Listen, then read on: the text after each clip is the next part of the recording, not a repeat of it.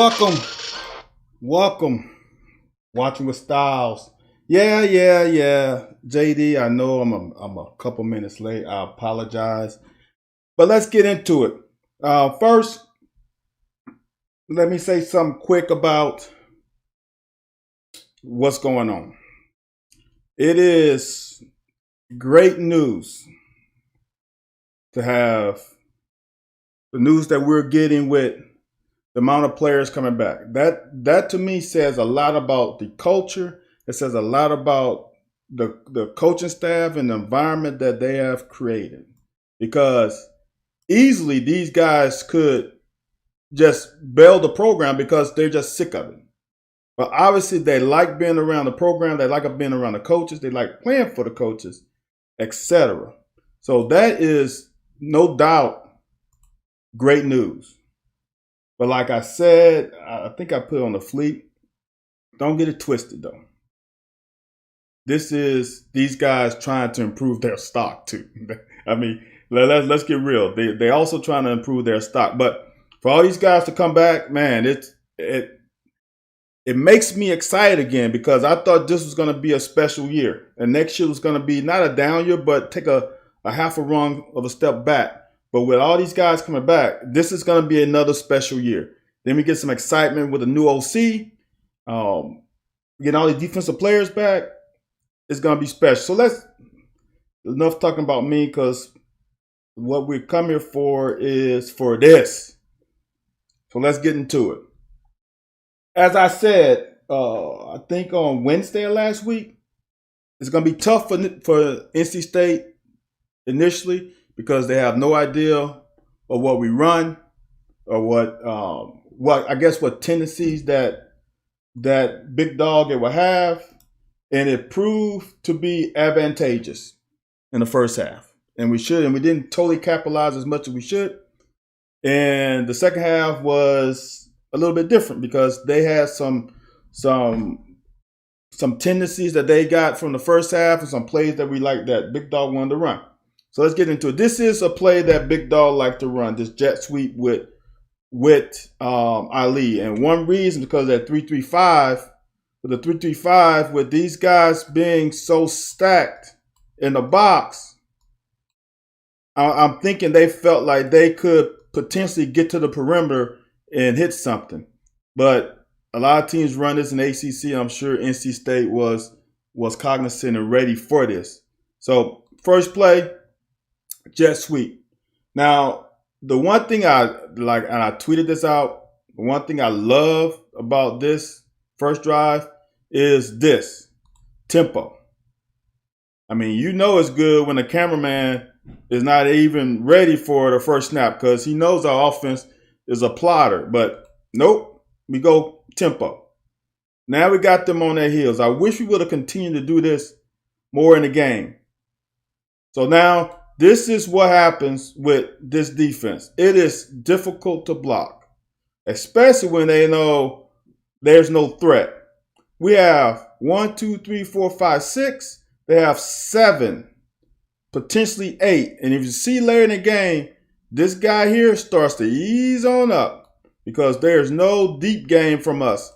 None. So they're not worried about the passing game, and this guy slowly starts to creep up really early in the second quarter. But you can't block everybody. We got hat on the hat. The free guy's this guy. We couldn't gash him here. That's why this is kind of a big play defense. You can get big plays on it, but then they can gash you. And we gashed them a lot. I think we could have even done better, but we had some misassignments. Again, you can see these linebackers. This is why I said on Wednesday, we can do some tight end stuff across the middle, that we will be successful. Because watch these linebackers. Ball is snapped, and they are downhill before they're reading. Because they are responsible for gaps right now. Because they have many gaps when they play base. When they slant's a little different, but they're playing base right now. These guys have to come, and every gap is filled. Same thing.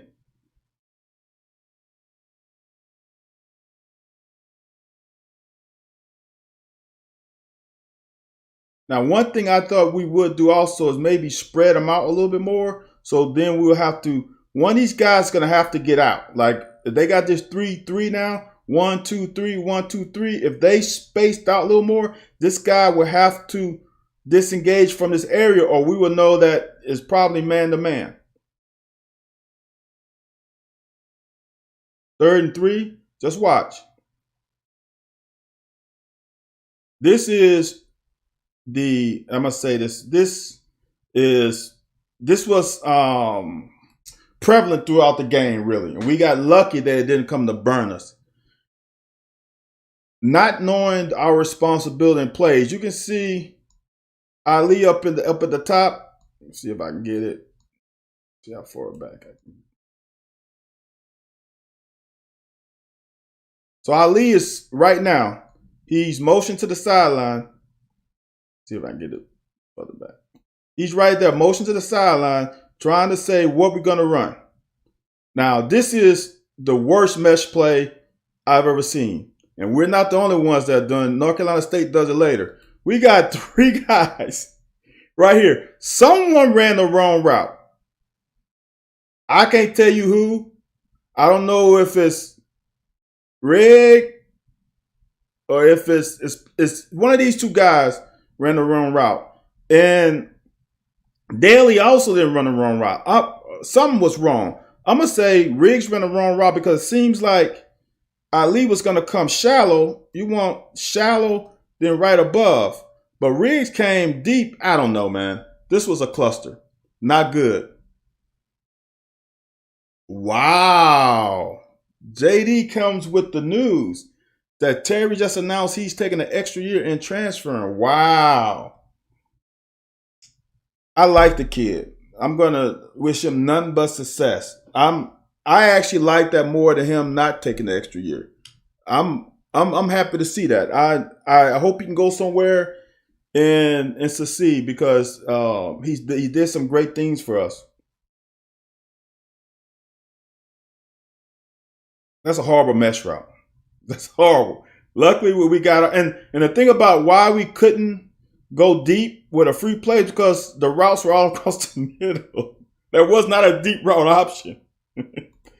Oh my goodness. So now this is, and I highlighted this on my quick hits. This is the first time in a long time that I've seen Terry since 2018 turn the ball up and not try to get outside to the sideline. This was a big play for me. When I saw this, I'm like, okay, all right, this is the old T-Dub. Now, this motion is just for to understand. This motion is, so give me one sec. This motion is really for T-Dub to see if they playing man or they playing zone. That's really the purpose of sending Ali on a zag motion to see if they are running, man or zone. Nothing but luck did a lot for us. I don't know about that. I don't call it luck when you consistently. We pounded them in the first half, no doubt. Second half, they figure out not having a real play caller. And I say this all the time. Play calling is a skill set that is so underrated. It's underrated. I want anyone to just be on game day, create your own calls. I don't care what it is. Create your own play sheet and call plays with a time clock, with a game clock. It's not easy, man. I call plays in flag football. It's not easy because you cannot wait. You got to have your play ready. And I'm just saying, it's more difficult than people want to give it credit for. But 2nd and 2. So now we know it's zone. I don't know if we had a check for this. Great blocking. I don't have a good end zone cut to really dial up the blocking schemes. This is something I thought we were. This is what I thought we would do a lot of. Zone read. These linebackers flow to the line of scrimmage very aggressively. They show that on film. This is nothing new. That's why I tweeted and I stated on Quarantine with Styles that I can see us really going tight end across the middle a lot. And we ran this jet sweep. We got these guys flowing. You can see them flowing. We got them flowing. Even the extra DB, he's flowing. The safety's flowing. Linebackers are coming. They're coming up while Riggs is going the other way. Now, I would have liked to have seen him in this situation, knowing that there is a backside defender to come here and like hook it up. Since we see these guys flowing, if they wouldn't have flown and they flew to the jet sweep, then you can't hook it up. But since there's a void there, right there, I would like to see him hook up and sit right on the NFL hash mark or throttle it down. Then he could have caught this and turned the field more instead of running to the other defender.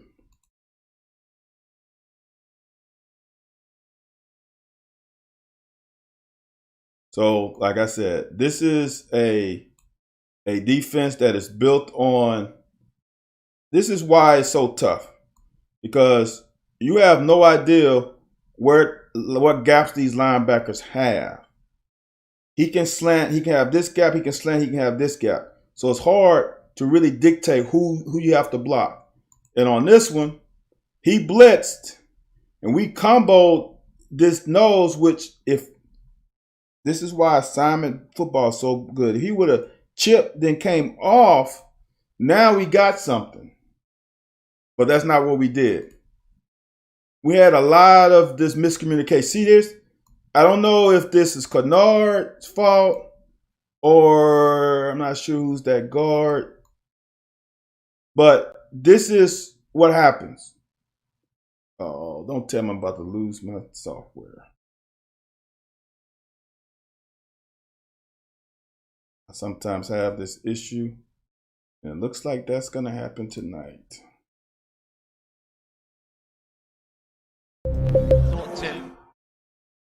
So let's see what happens. Looks like my software has locked up.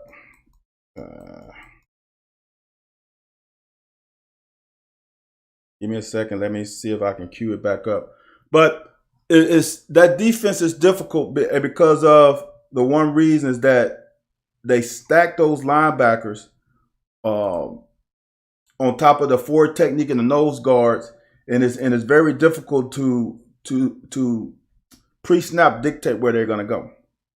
So, and then if they slant, they can slant to gaps, and those linebackers can find the opening, depending on the blocking scheme, and get a lot of TFLs. But the problem with that defense is if they don't guess right, you can get them gashed. If the linebackers totally, there's the margin of error for the way North Carolina plays it is very small. And that's why we had a lot of big plays. Let's see where, I got to remember where we were.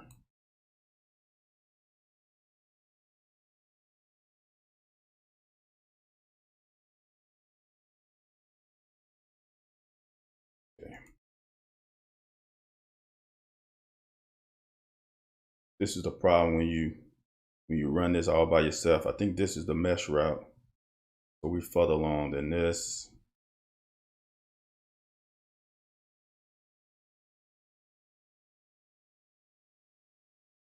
That's the Terry run. That was a big run. That got my juices flowing because I'm like, okay, that and there's some plays on defense early that I was like, okay, we are mentally in this game. We're just not here to play. We are mentally prepared and ready for this game, which is huge because bowl games, sometimes you really don't know what you're going to get. You just don't sometimes.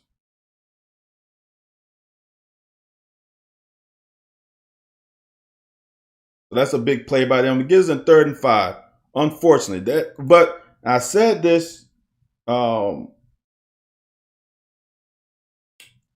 earlier this week that could happen. That we're gonna get some. They're gonna get some big plays on us. We just have to weather that storm, and we will make it up. Oh, not a good day for me, guys. Hold on.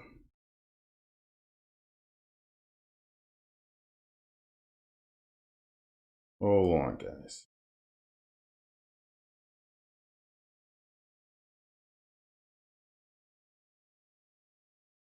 Trying to get it there.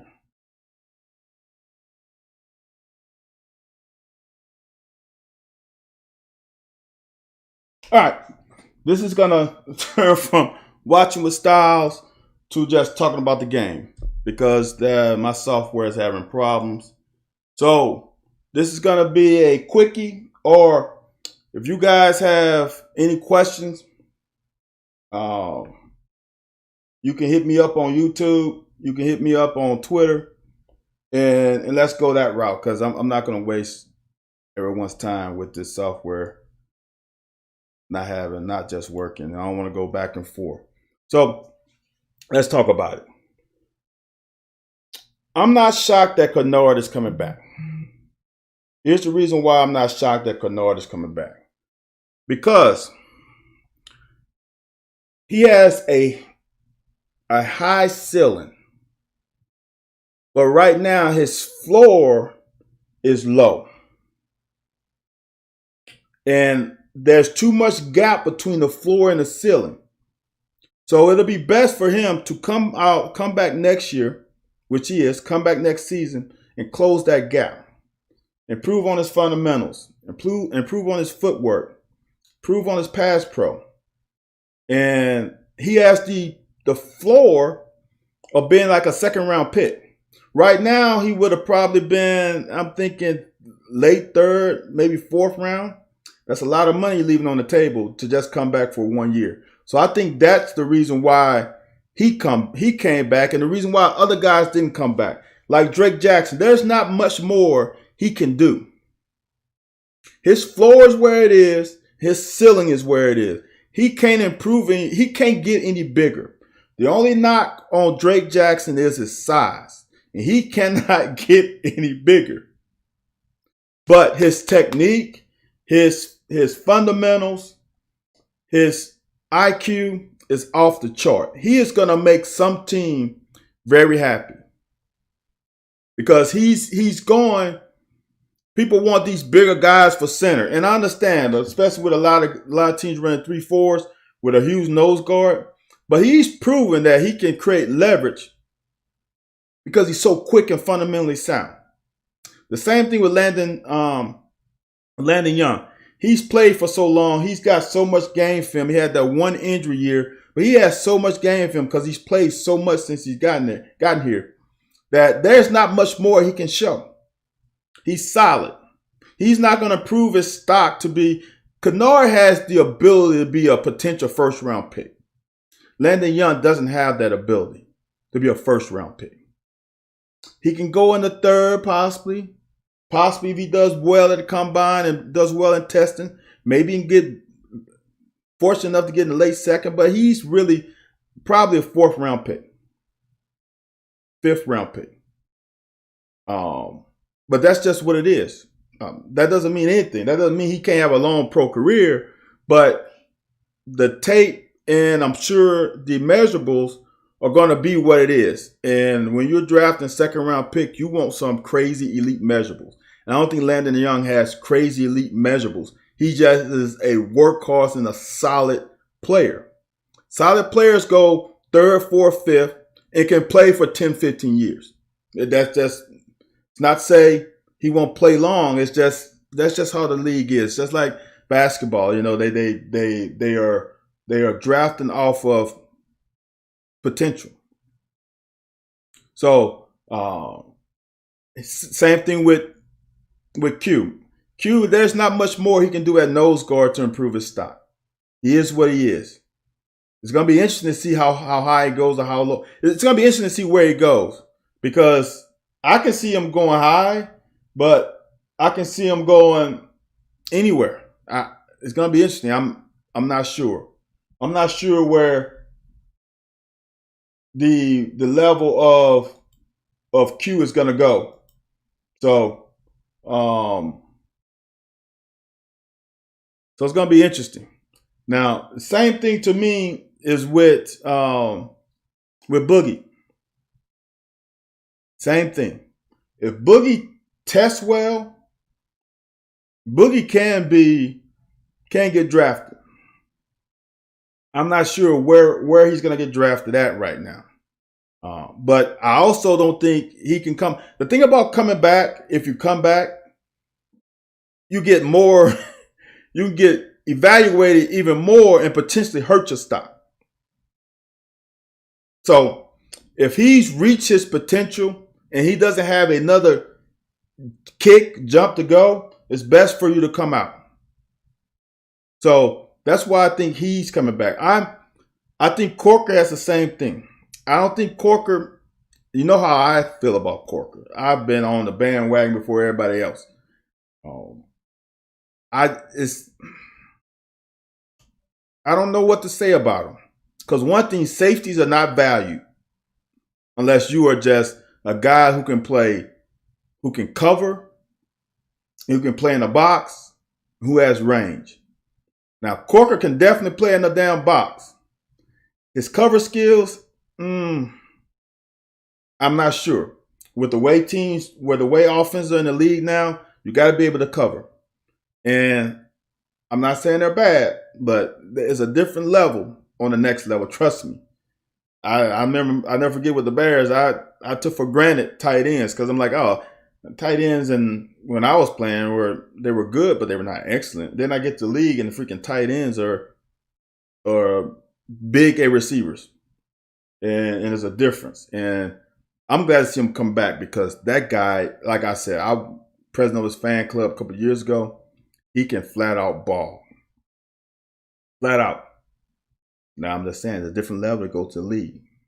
Trust me, it's a different level. But he is a really good college safety, really good. And the same thing with Robinson. See, the thing that's going to help us, it's going to be interesting to see how we rotate this thing. Because I don't know what happened to Jamari Brown. He was a starter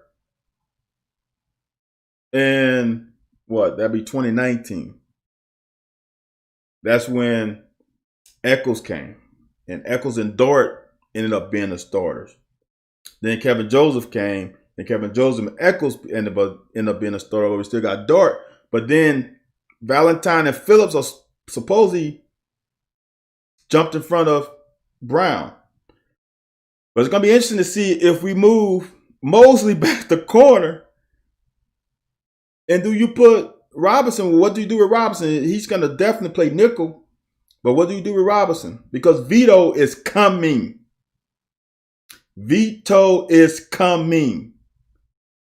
That guy is a terror. So it's going to be interesting. There's nothing like having depth in the secondary. Trust me, it's nothing like. You cannot have enough of safeties or corners. You could not have enough when I play, and they were not passing the ball like they're passing now. So I can't imagine. You definitely need them now. So it's going to be interesting because have you forgotten about Mo Douglas? Where is he at? Is Vito going to take the spot of Asian? Is Devontae? It's gonna be a battle for that safety spot. It's gonna be whoever's gonna play is gonna be a dog because there's so much talent back there. So much talent. Getting this freaking O-line back is glorious. For anybody who's tuning in now, we're not going to do Watching with Styles tonight because my software kept bugging out. So we'll probably hit it Wednesday and Friday. Or I might do it tomorrow and you can replay it and watch it later on replay or whatever. But I can't do it tonight. It's just not working right. But that O-line coming back,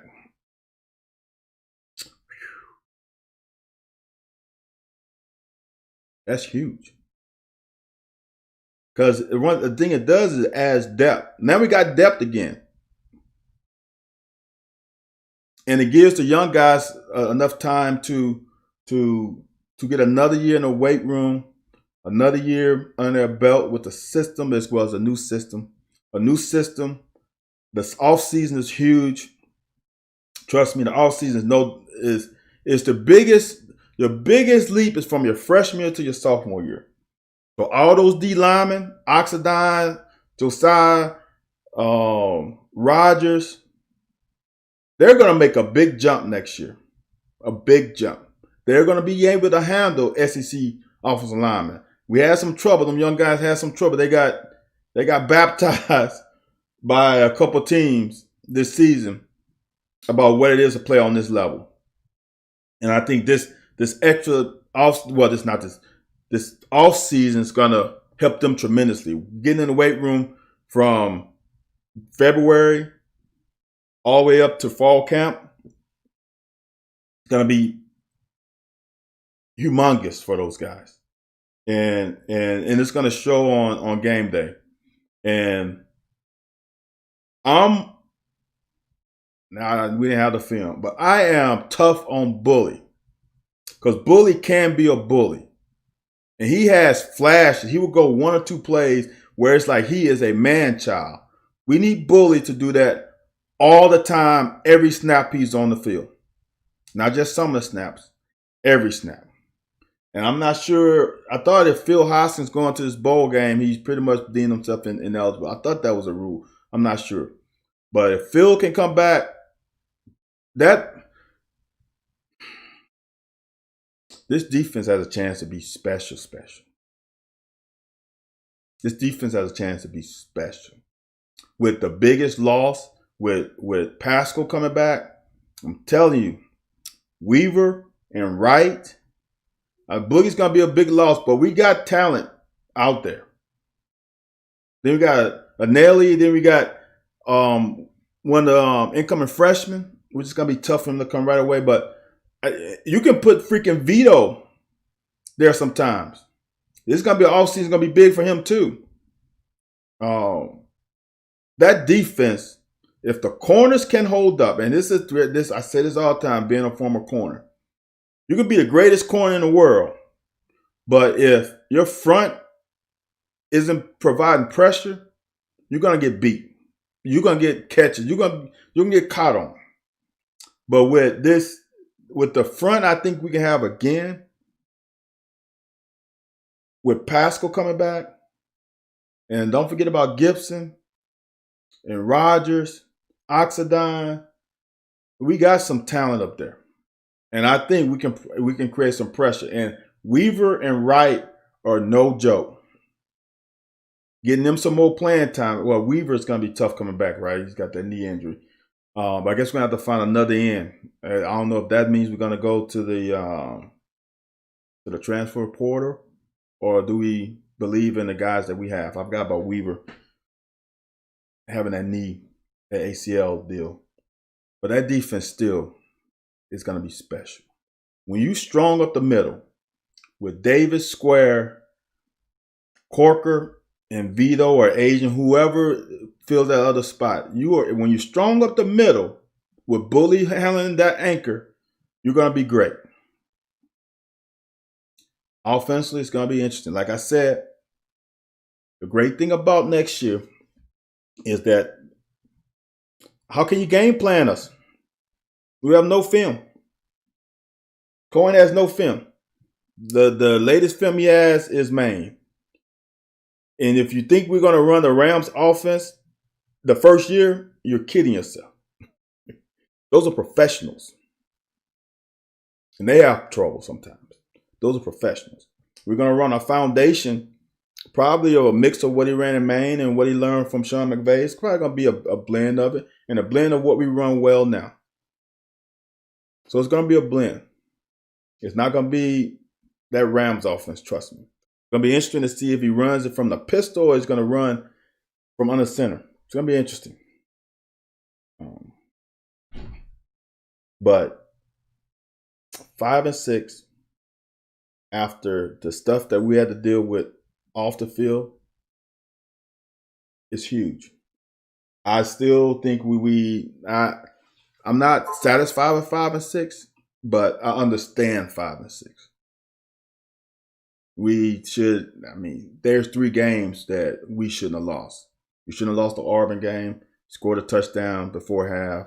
We shouldn't have lost the Ole Miss game if we pulled down that freaking pass and then not missed a field goal after missing the pass, missing that touchdown pass. And we shouldn't have lost to Missouri if Missouri didn't have freaking 2 weeks to freaking prepare for us because of the freaking pandemic. Those are 3 games right there. So that's what, we're 5-6. So then we're 8-3.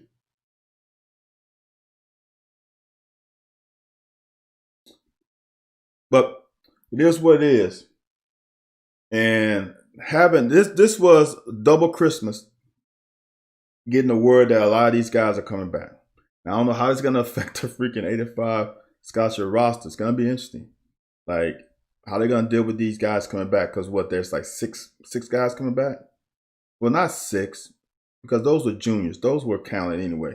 How many seniors are coming back? Now you think about it. So Kennard was a junior, so he was already slotted. Riggs was a senior. Wasn't Robinson a senior? So that's 2. Riggs, Robinson. Ooh, I'm missing these. Yeah, I'm sorry, JD. I missed some of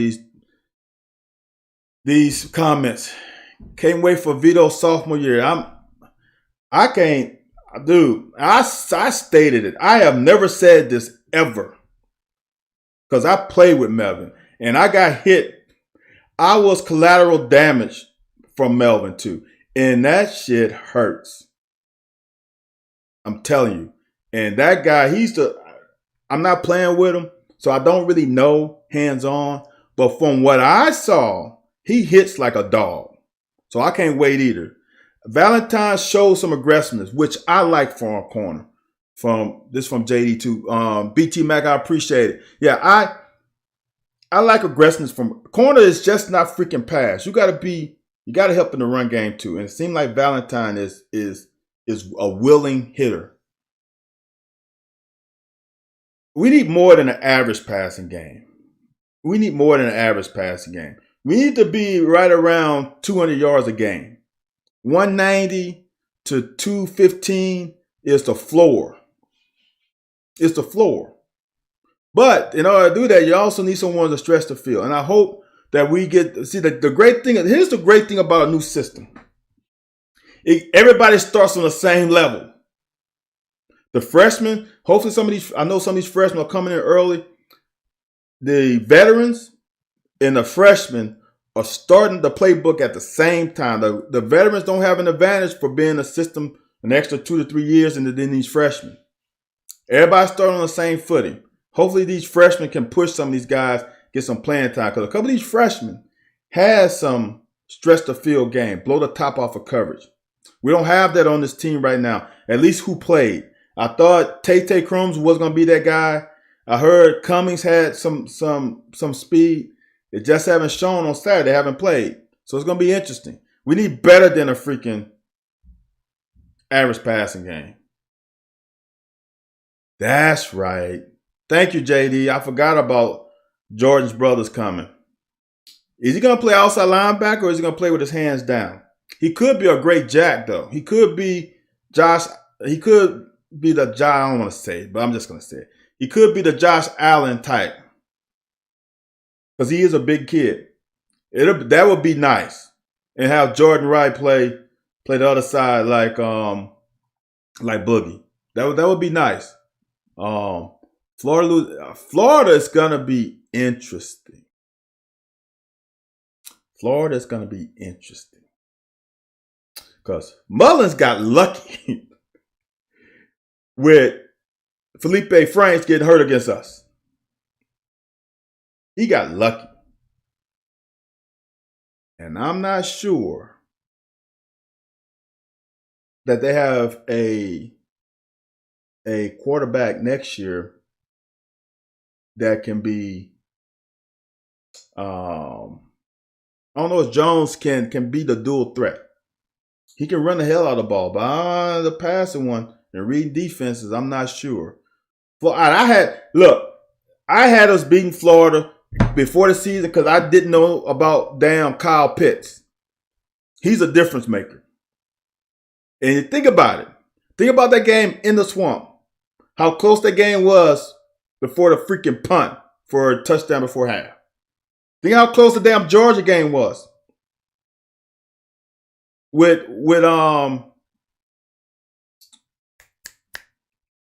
what's his name playing quarterback? I can't think of his name right now. Just with Gatewood playing quarterback. I'm just saying. The two big teams, Florida and Georgia, we was in the game.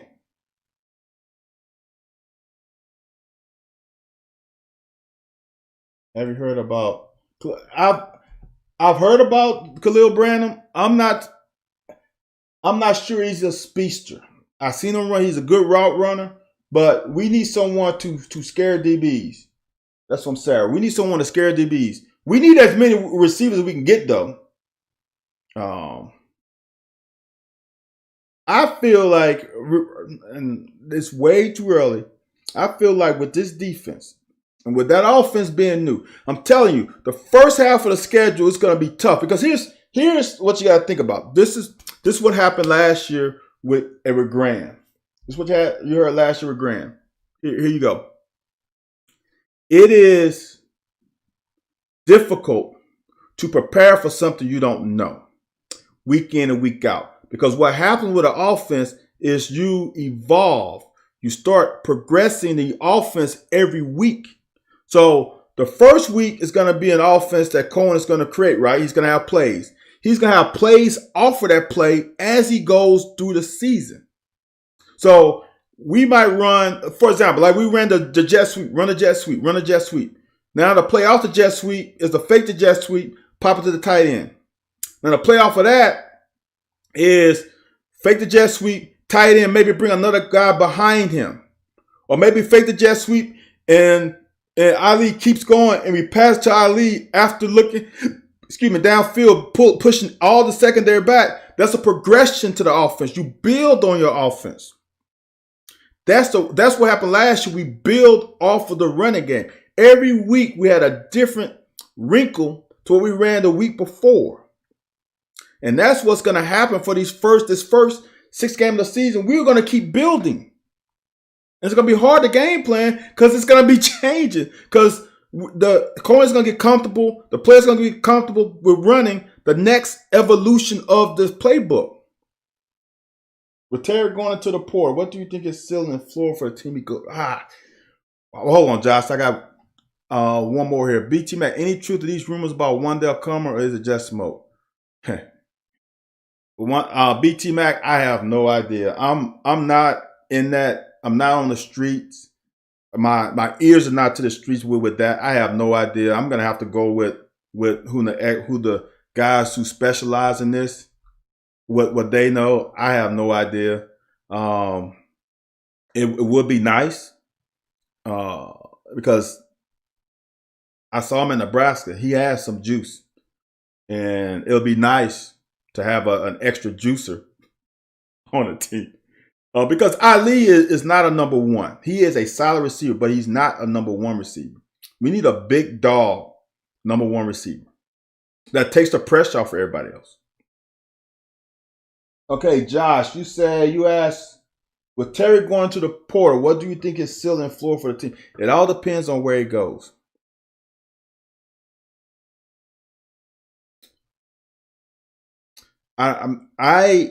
If he goes to a group of 5, I think he could be special. I think Terry needs to personally get with a quarterback guru in this offseason and work on his footwork, work on his fundamentals. His elbow drops a little bit. He doesn't completely follow through. He doesn't whip. You can see. Now I'm getting technical. I can't stand up. So for a quarterback, if I'm throwing, I need to turn my shoulders and then I can whip it. Terry sometimes throws, if I'm throwing right in front, my shoulder, if you watch the good ones, my shoulder's going to be turned to the target, and then I can whip it where all my lower body, everything is whipping it. Terry sometimes throws with his chest open to the target. When the chest open to the target, all you're throwing with straight arm. Because you can't twist, you can't get that whip. All you're doing is, that's an arm throw. When your chest is facing your target, it is an arm throw. I don't know if you can understand that. Right now, I'm just arm. I'm not getting this with my lower body. You can imagine my hips rotating too. Now it's effortless. That's when, if you watch the good ones, the reason why their throws are effortless is because they get that whip. You get that arm. Your arm is the last thing that comes through. After your lower body unwinds and uncoils, and then that arm is last. But he needs to get to one of those, get to a guru, and he has talent. I'm gonna say one thing: he throws a freaking pretty ass ball. You don't see many Terry balls with a down wobble to it. He throws a tight one. He spins it. To me, it's a little here. I think he lost a little confidence after he got the injury. And so to answer your question, what is floor?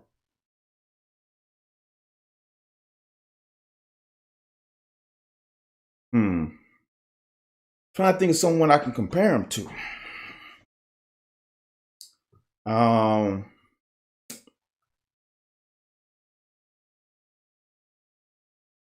Who's the quarterback that was for Ohio State that kept getting hurt? He was a good leader, but he kept getting hurt.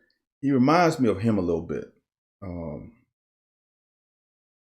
Can't think of his name. He was a two-time captain, I know, and he has a little bit of him. I'm gonna say this: this offense is on both. The problem with the offense is multifaceted. Some of it is Terry's fault. He's a little slow on his reads sometimes. A lot of it is the talent level on the perimeter. Think about this. Josh Allen for Buffalo has always had accuracy problems. Always. In college, he was under 60%. JT Daniels, no, he's better than JT. I think he's better than JT Daniels. No. He can be better than JT Daniels. JT Daniels had a pretty good season at USC. But what I was saying? Can't remember what I was saying. But what I was talking about? Talking about Terry. Oh, it's multifaceted. Some of it's on Terry. Slow read, not being aggressive. I think sometimes he was thinking my defense is so good, I don't want to put them in a bad spot. One thing. Second thing, mechanics. Third thing is talent. Trust me. When Terry had Lynn Bowden, which was a true number one, it wasn't Lynn was a polished receiver, but he was a dog. When he had Lynn, he had a true number one. Having a true number one makes it easier on everybody. Bouvier was a decent receiver. If Bouvier played this season, he wouldn't have as much success as he did with Bowden because he would have had more attention. So Terry can be good. I honestly would have I would have liked to have seen him come back and play with Cohen. Because now I don't like the back. I think a better quarterback coach could have done some more for him. But I just hope he goes to a place where he can play right away. It doesn't matter where. It can be Southeast Louisiana. It can be Marshall. It can be wherever. As long as he's happy. Because he's given a lot to this program. And I wish him nothing but success. His floor, I would say this: his floor is low, but his ceiling is high right now. He's got the arm talent. He can spin it. He can run. Now I want to see him. Oh, JT Barrett, yes, JD Hall, that's it, JT Barrett. Um, he's a good leader, and this is why I know he's a good leader. He's in JUCO, came here with Garner Hoke and Clark. Well, no, it's just Garner Hoke that year, right? No, with Clark too. Clark was a freshman. He came and won the locker room. Garner Hoke was already here. He won the locker room. That says a lot about his leadership skills. He didn't know anybody on this team. He came from a JUCO. He came from Oregon, humble enough, go to JUCO, humble, came to Kentucky, won the position, and I'm gonna tell you, he won the players over. I guarantee you, that's why he became the starter. And he's gone through so much and hasn't freaking complained. He's an enigma for a lot of this fan base. So more power to him. He is a man. He is, as we call, a pro's pro. He's there when he's supposed to be, doing what he's supposed to do. Availability is the best ability. And he's proven that. And I wish this year he could have ended this year on better terms. But it's kind of tough when you got Bo Allen in the wings. The writing's kind of on the wall. He probably wants a new start because he's got this new coach coming in. I'm telling you, he's going to start on even footing. See, with Grand, he knew the offense better than the other two guys. But with this new guy, you start, everybody's even because everybody's just starting at the same point in the playbook. So I hope he can go somewhere and freaking play because I like the kid. And much success to him. I'll be praying for him because he seems like an incredible kid. So, and running back, we are freaking loaded. We are freaking loaded. Has anybody forgotten about Tisdale? I saw the kid play in Georgia. He is a stud. Saw him play high school in Georgia, not that other team in SEC. He is a stud. You got him. You got McClain, who has shown he can get down too. And then you got the two freaking vets. You got 4 guys ready to play. Yeah, I wish so too, because that was that's the one thing about Terry that he needs to improve on too. There's no when to whip it and when not. In the timing. The one earlier where he missed the corner route to Ali, that wasn't a bad throw. He just threw the ball too late. He could have thrown that same pass, threw it 2 beats earlier, it would have fell in the basket for Ali. But he waited too late. So, because you don't want to overthrow him and throw the ball out of bounds. So, like that, the one to Epps on the free play, he lobbed that too much in the air because he didn't read the safety. There was a safety over the top. They went, if you see, I'll show it on Wednesday. The play before, the safety was crawling line of scrimmage. Then we call a timeout, and then they changed the defense. And he didn't adapt to that. And he threw a lobber. It was a dime, but you can't throw a lobber when there's a free safety in the middle of the field. You got to put it on him. Those things, those little things. And trusting what he sees and being aggressive. You're going to throw freaking picks. There are not many quarterbacks, if any, goes through a season without 5, 6, 7 picks. It's going to happen. But, man, we're loaded at running back, and we're low. The 2 positions we're loaded in is running back and tight end. Have a Riggs come back, and I like Bates. And the other kid that starts with O there too. Man, we Upshaw, Riggs, Bates and O, that's a pretty good group.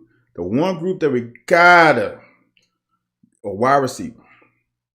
And if we can find a dog, not just anybody, this is what I don't like. Fans seeing such and such in the transfer portal, such and such in the transfer portal. No, we don't need all those guys. We need a stud receiver. One. If you have one, that makes the whole game easier for everybody. One. All you need is one. And what I mean by one is one dog. One guy that if it's third down and 5, you can throw it to him because he's going to get open.